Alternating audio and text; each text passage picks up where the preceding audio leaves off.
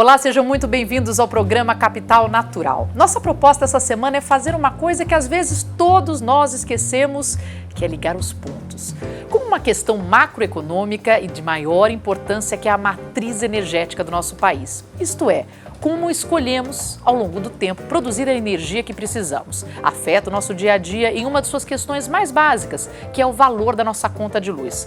Como essa matriz energética, as políticas que os nossos governantes formulam, em última análise, nossas grandes decisões como sociedade, influenciam a maneira como pessoas e empresas consomem energia em seu dia a dia. E para ligar esses pontos, falar de matriz energética, do valor da nossa conta de luz e consumo de energia, vamos conversar hoje com a Virgínia Parente, economista e professora do Programa de Pós-Graduação de Energia da USP, e José Starosta, diretor da Ação Engenharia e Instalações e membro da diretoria do Departamento de Infraestrutura da Federação das Indústrias do Estado de São Paulo. Bom, muito obrigada pela presença de vocês dois. Eu já vou começar pedindo para que os dois me respondam a isso. Virgínia, por favor, o que a nossa matriz energética tem a ver com a nossa conta de luz? Como é que uma afeta a outra? Bem, no fundo, a conta de luz tem que pagar os custos dessa energia que é gerada, transportada e distribuída até a nossa residência. Então, ela tem que acumular todos esses custos. E o que é importante é que haja uma preocupação com dois aspectos fundamentais. Um é a continuação do serviço e o outro é que esse serviço seja feito com as melhores fontes para que haja justamente essa possibilidade de que a conta não seja elevada demais. Algo a acrescentar, Starosta? É simples o que ela falou, mas é complicado para fazer acontecer isso. Agora, o tipo de energia de matriz que a gente tem também afeta. Quer dizer, outras formas de energia poderiam baratear esse custo ou, se quer, encarecer. A vocação brasileira é a energia hidráulica, são as hidrelétricas. Mas quando a chuva não vem, a gente fica numa situação complicada, né? Então, acho que o grande desafio nosso é saber compor essa matriz com a hidraulicidade da matriz e com fontes outras. Gás, eólica e outras, biomassa, etc. Então, a questão está em planejamento a longo prazo e cuidados, né, que devem ser tomados para não acontecer o que aconteceu. Nós estamos saindo de uma crise complicada, só saímos porque a economia caiu, né? Então, nós perdemos o consumo industrial e agora a energia está sobrando. Mas o grande desafio que nós temos é fazer a composição dessa matriz. Porque choveu um pouquinho também. Porque choveu um pouquinho. A gente saiu de uma situação de energia muito cara e escassa, há pouco mais de 2 anos atrás. Isso que eu queria te perguntar. Para um excesso de oferta de energia. O que aconteceu em 2014 para cá que aumentou? Aconteceu que voltou a chover bastante e, além disso, como o Starosta falou, a economia embicou. Então, se você tem as indústrias consumindo menos e as indústrias têm um papel relevante nessa demanda por energia, se você tem as residências controlando as suas contas, justamente porque o desemprego no país aumentou, os bônus caíram porque a economia está patinando, você tem essa questão de que por um lado a demanda caiu e por outro a oferta se ampliou porque havia uma programação de novos empreendimentos que estavam para ficar prontos, que eles foram aos poucos entrando na matriz. Mas acho que além dessa questão de como conciliar a segurança energética com o custo de toda essa cadeia de serviço prestado, tem um outro desafio que é a combinação de fontes que são despacháveis pela vontade humana, de fontes que são assim independentes e que têm, de certa forma, um astral ou uma vontade própria, como, por exemplo, a fonte eólica. Ela, você conta com energia eólica quando o vento sopra e, às vezes, no mesmo horário, embora os ventos brasileiros estejam entre os melhores do mundo, há intermitências, há oscilações importantes. E se você tem equipamentos, essa energia distribuída para fábricas que não podem parar, essa oscilação pode ser muito prejudicial. É que nem está fazendo um bolo no forno ou no micro-ondas. Ou no hospital. Eventualmente, os hospitais têm backup, mas muitas vezes as indústrias são muito dependentes e um backup custaria muito caro, ter um backup térmico ou uma geração localizada dentro da planta da indústria. Então, qualquer interrupção pode fazer com que o bolo murche ou então algum equipamento, o vidro não fique pronto corretamente, uma cerâmica não seja feita corretamente. diretamente. Um processo de separação de gases também se pode perder muito dinheiro, ou mesmo toda a parte de alumínio e de mineração, que é muito eletrointensiva. Então, você pode ter problemas muito graves. Então, essa combinação de energias que você despacha ao comando humano, como, por exemplo, hidrelétricas com reservatório, uma vez que você sabe que você tem água, o ser humano consegue se planejar para despachar. Mas um dos maiores problemas nossos é que, nesses últimos anos, nós viemos fazendo uma série de hidrelétricas sem reservatório a fio d'água por várias questões. Porque existem impactos ambientais comprovados, mas também porque nós acabamos desenvolvendo um preconceito muito grande interno dentro do país contra hidrelétricas com reservatório, embora seja, como o Starosta falou, que é justamente a vocação da nossa matriz hidráulica, a gente desfaz o que a gente tem de bom, que é justamente ter a água, ter um país com muita água, com muitas bacias que podem ser utilizadas para isso, né? Então, peraí, vou fazer uma pausa e voltar um pouquinho para trás. A hidrelétrica é uma boa fonte de energia, uma matriz energética ou não? Se melhor pudéssemos ficar longe dela, tudo bem. Melhor de todas. É a melhor de todas. todas. É linda. Apesar de todas essas discussões ambientais, fazer o reservatório, você mexe com toda aquela região. Não existe energia de graça, né? Ela é linda porque ela, embora tenha impacto, ela é das que menos impacto tem. Impactos reconhecidos, sérios, graves. A gente pode falar de deslocar populações de certas áreas, de perder sítios históricos em alguns casos, de afetar populações indígenas, que aquela área, de certa forma, é sagrada para eles. Como conciliar essas questões, não é? Isso é administrável, então, né? Isso é administrável. Vem a minha pergunta, quer dizer, para essas pessoas que estão sendo afetadas, isso não Nós é... estamos gerando hoje, não é uma discussão. gerávamos no ano passado, energia com óleo. Isso é excrescência. Sim. Tá certo? Isso é excrescência. Do ponto de vista ambiental, concordo com o Starosta. Por isso que nós dois compactuamos de que é bom e bonito para o Brasil ter uma matriz calcada com uma grande fatia, com cerca de 60% da capacidade instalada de energia de origem hidráulica, não é? De origem da água. Mas o que acontece é que você tem mais um outro tanto de térmicas e outras energias que estão começando a participar da matriz pesadamente, que também são lindíssimas, como a eólica, e também energia solar. E nós temos também uma possibilidade de aproveitamento do gás natural muito importante, porque temos o pré-sal aí, temos outras descobertas no Brasil, tem o gás vindo da Bolívia e outros sítios, sobretudo na área nordeste do país, que podem ser usados para isso. Mas falta hábito do brasileiro. Então, no Rio de Janeiro é um dos poucos estados onde você usa gás natural para aquecimento de água. No restante do país, você usa os chuveiros elétricos, ou seja, você tem perdas energéticas nesse processo, que você transforma a energia da água, não é? A energia gravitacional, a energia cinética da água, você transforma em energia elétrica, você já tem uma pequena perda aí. Depois você transmite, as linhas esquentam, você tem outra perda aí para as pessoas esquentarem água. Se viesse por um gasoduto, você já esquentaria ali direto, você não teria essas perdas. Eu vou ter que fazer um rápido intervalo, mas a conversa está muito boa, não saia daí.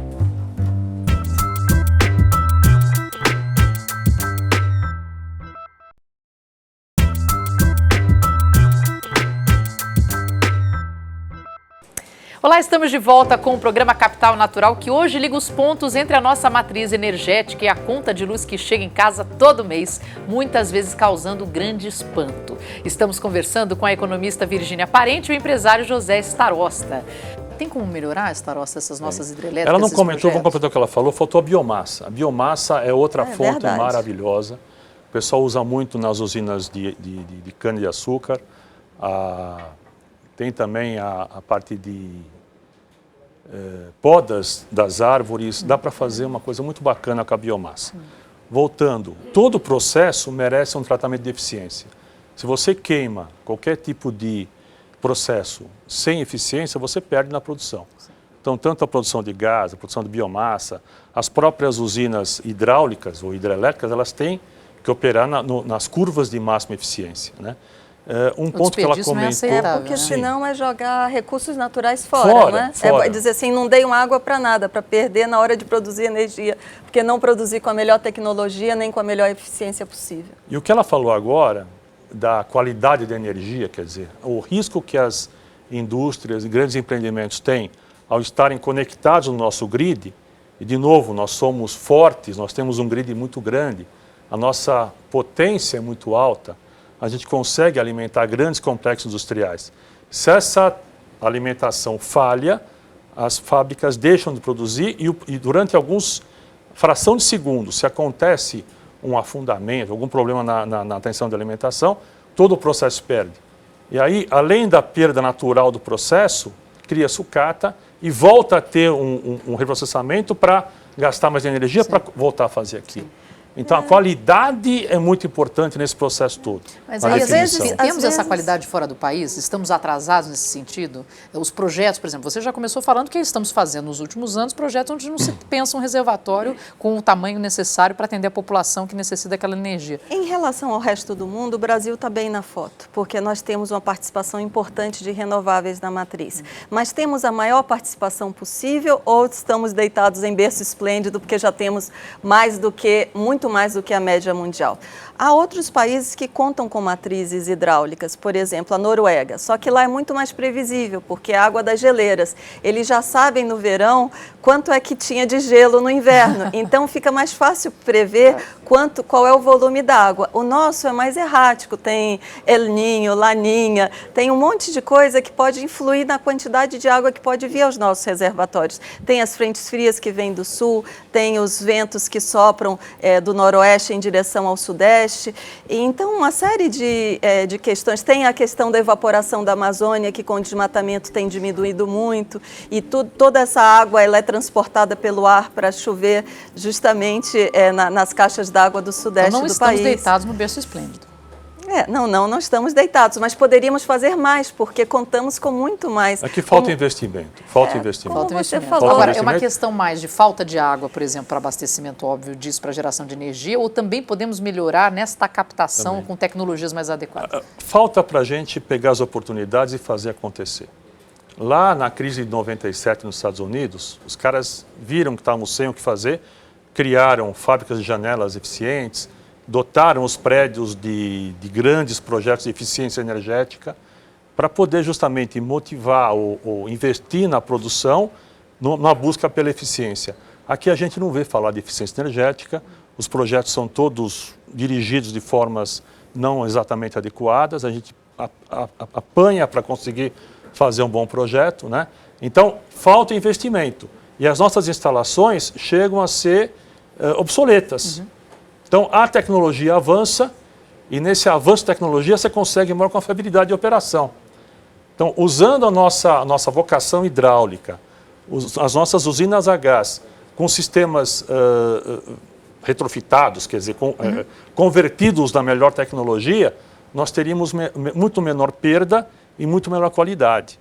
Então, falta buscar essa qualidade. E é difícil porque é uma massa muito grande. Não dá para comparar com o Japão, com a Alemanha, com a Espanha, que são sistemas isolados. Sim. Nós somos semelhantes do ponto de vista de tamanho, talvez aos Estados Unidos. Tá.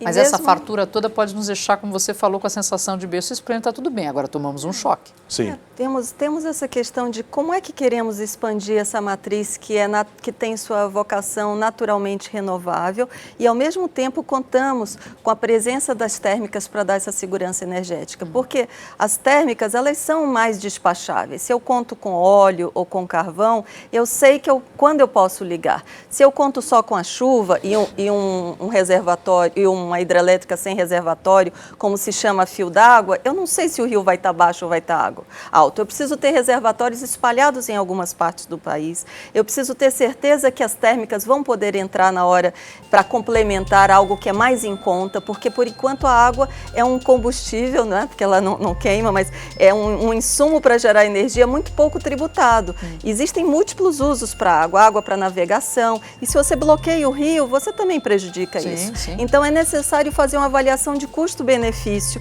saber, e os peixes daquela região, eles sobem por onde? Se eu bloquear esse rio, eu ainda vou preservar a fauna e a flora nesse local?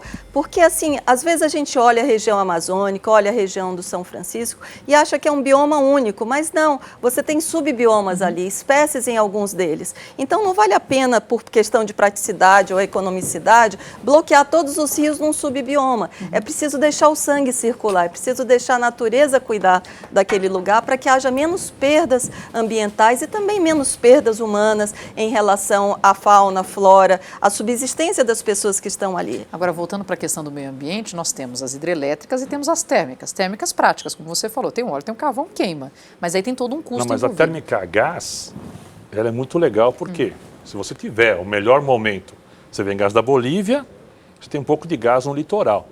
Se você consegue botar a térmica no centro da carga, é muito legal, porque Mas você... quanto que ela representa hoje, nas nossas térmicas, o gás? A geração... As nossas térmicas representam... Existem duas grandes contas. Uma conta que é feita em relação à capacidade instalada. O Parque Nacional, como é que ele é? Ele é cerca de 60% a 65% hidráulico e o restante térmico e uns 5% de outras fontes, sobretudo de eólica. Mas o que acontece? Você tem térmicas de várias naturezas. Angra 1, 2 e quando fica pronta a Angra 3 também é uma térmica. É uma térmica nuclear. Você tem térmicas a óleo e você tem térmicas a gás. Dessa fatia de térmicas, as térmicas a gás representam o maior percentual. E de todas, são as melhores do ponto de vista ambiental, porque o gás natural, ele é muito menos causador de gases de efeito estufa do que o óleo e do que o carvão, por exemplo. As térmicas ao combustível nuclear não emitem gases de efeito estufa. Também, por esse aspecto, têm sido, de certa forma, olhadas com um novo olhar na questão da preocupação com o mundo que vem elevando suas temperaturas e causando grandes estragos. Eu quero continuar perguntando um pouquinho sobre essas térmicas, porque a gente tem uma visão que aparentemente está um pouco fora do caminho aí. Então a gente vai fazer um rápido intervalo e volta já já, não saia daí.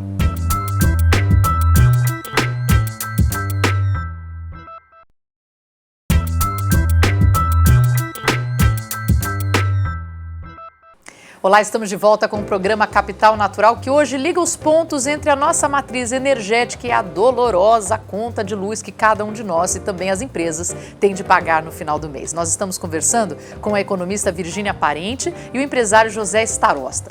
Bom, Virgínia, só para entender um pouquinho melhor essa questão das térmicas, né? A gente normalmente ouve as térmicas como uma vilã, né? Então, estamos poluindo, elas são mais caras, e aí eu quero já também colocar isso como isso encarece a nossa conta, né? Quer dizer, então, as térmicas não são necessariamente totalmente vilãs. Não, claro que não. Elas aportam segurança ao sistema, mas elas não devem ser o feijão com arroz do nosso prato, né? Elas devem entrar complementando uma matriz que deve ser essencialmente hidráulica para dar competitividade à indústria no país, para fazer com que sobre mais dinheiro para as famílias comprarem outras coisas e não gastarem um percentual tão elevado com a energia. Tá, mas pensando em meio ambiente, ela pode falar. Mas o custo da operação da térmica é 8 vezes o custo da operação da hidráulica. Quer dizer, vale a pena ainda assim mantê-la? Mas e se não tiver água? Entendi. Ela tem que manter a nossa segurança energética. É a nossa alternativa hoje, não tem jeito. Então faz a base com a elétrica, com a hidrelétrica e faz o que vem acima com a térmica. Composta por gás, óleo, carvão. Aí tudo, além de gás, nuclear, tudo que você não fala de biomassa. Ah, tudo isso entra como as térmicas. A biomassa e a biomassa nuclear. Biomassa e gás são as térmicas do bem. Biomassa, então essa a gente são as do bem. Agora, você vai falar em óleo e o que vem por aí, carvão, são coisas que poluem. Sim, a Europa ainda tem muitas térmicas voltadas a carvão. A China está tirando, a Índia está tirando. Mas ainda é Eles muito sofrem com importante, isso. muito importante. E no nosso caso, vamos deixar bem clarinho, quer dizer, boa parte do nosso é gás, como você estava dizendo. A maior parte do nosso parque térmico é a gás. Então, nesse período agora... Mas a hidráulica é 70% de todo. Não, estou pensando dentro das térmicas, então, ok, estamos no gás. Agora, nesse período nós usamos mais o gás, a gente sabe disso? Sim. Não. A gente continua usando mais hidrelétricas. O problema é o seguinte, vamos supor que a nossa demanda sejam 80 unidades de energia. Se a gente tem 70 unidades de energia provenientes de térmicas, a gente vai usar 70 de térmicas e complementar 10 com outras fontes. Mas se por acaso desculpe, 70 de hidrelétricas e complementar os 10 com as térmicas. Mas se por acaso você não tiver água, você vai ter que preencher essas 80 unidades com aquelas 30 de térmicas que você tinha. Então, normalmente, o parque, ele está aí, ele tem folga para o funcionamento. O que às vezes falta é o insumo água para gerar mais através de hidrelétricas, que é a fonte mais em conta. E como é que essas duas matrizes afetam a nossa conta de luz? Quer dizer, a energia elétrica tem os seus custos e como é que é composto, né, esse custo da energia elétrica para chegar na nossa casa, e aí 8 vezes mais quando a gente tem as térmicas. O que aconteceu justamente quando faltou a água nos reservatórios foi justamente a conexão das térmicas, com R$800 o megawatt-hora, contra 100 das hidráulicas, até menos, 30, 40, não sei o quê. Então, o mix, a matriz energética, o preço do energético médio subiu, né? Então, houve aquele momento de falta de água nos lagos, a ponto de todas as térmicas estarem funcionando, o preço foi lá em cima, não tinha como tirar energia dos lagos, então houve uma inversão. O sistema começou a gerar térmica, a base foi térmica e foi feito um sistema que a gente vê pelo nível de reservatório dos lagos, que o pessoal começou a preservar o lago, porque o lago é muito importante, né? Então houve uma geração térmica absurda, o preço da energia foi lá em cima, distribuidoras ficaram sem dinheiro, porque o modelo de remuneração, quem paga a conta, não chegava a cobrir os custos da distribuidora, que precisava comprar energia térmica para poder atender. Gentilmente me narrar como é que é feita quer dizer, os custos, de onde vai para onde, só para a gente entender. Acho que eu posso complementar o que o Starosta estava falando, né? Se a gente for dividir a cadeia de valor de até a energia chegar na nossa casa, ou chegar na indústria, ou chegar no comércio, ou chegar no hospital, nós temos basicamente 3 grandes pedaços, eventualmente um 4º pedaço. Quais são esses pedaços? Nós temos os geradores espalhados pelo país. Pode ser Itaipu, pode ser Angra, pode ser uma térmica a gás, pode ser uma térmica a óleo, pode ser um parque eólico, não é? Pode ser eventualmente alguma geração local de energia solar, pode ser uma térmica a biomassa. Então, esse daí estão no segmento de geração. Em seguida, vem o segmento de transmissão.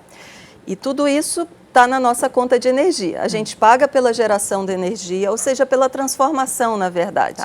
Não é? Daquela energia cinética da água, da energia gravitacional. A gente paga essa transformação de energia mecânica em energia elétrica. A gente paga a transformação da energia do gás, da energia do óleo, da biomassa, do bagaço da cana, dos cavacos, etc., também em energia elétrica. Então, todas essas energias têm custo. A gente paga também pela geração do parque eólico, embora não pague pelo combustível vento. Não é? E pague muito pouco pela água, no caso das hidrelétricas, e muito pouco também pelo bagaço, no caso da cana-de-açúcar, embora já esteja sendo precificado isso. Depois disso daí, nós temos as linhas de transmissão, que são aquelas longas linhas que a gente vê através das estradas, quando a gente dirige e tal. E aí a energia é transmitida em alta tensão, como se fossem rios bastante caudalosos, muita energia, transmitida de uma maneira muito intensa.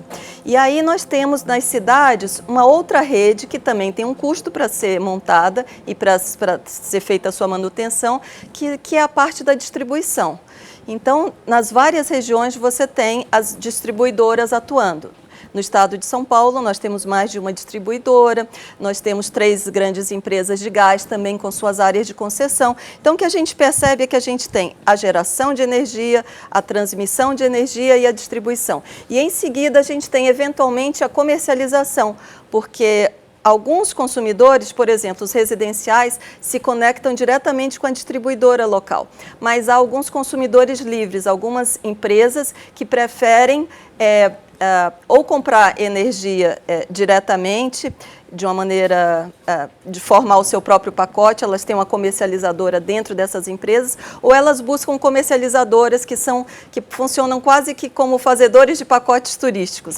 Eu quero que a minha energia seja somente eólica e que minha fábrica está nessa região. Pode-se fazer essa escolha? É possível. Não consumidor, não domicílio, mas o ambiente do consumidor livre. Grandes indústrias têm a capacidade de comprar de comercializadoras que montam seus pacotes. O programa Capital Natural dessa semana fica por aqui, mas semana que vem nós vamos continuar falando sobre a matriz energética brasileira e a nossa conta de luz. Eu agradeço por hora a presença dos nossos dois convidados, a Virgínia Parente, economista e professora do Programa de Pós-Graduação de Energia da USP, e José Starosta, diretor da Ação Engenharia e Instalações e membro do Departamento de Infraestrutura da Federação das Indústrias do Estado de São Paulo. E eu convido você a fazer parte da nossa rede. Acesse a nossa página no Facebook. Eu sou Marina Machado e até a próxima.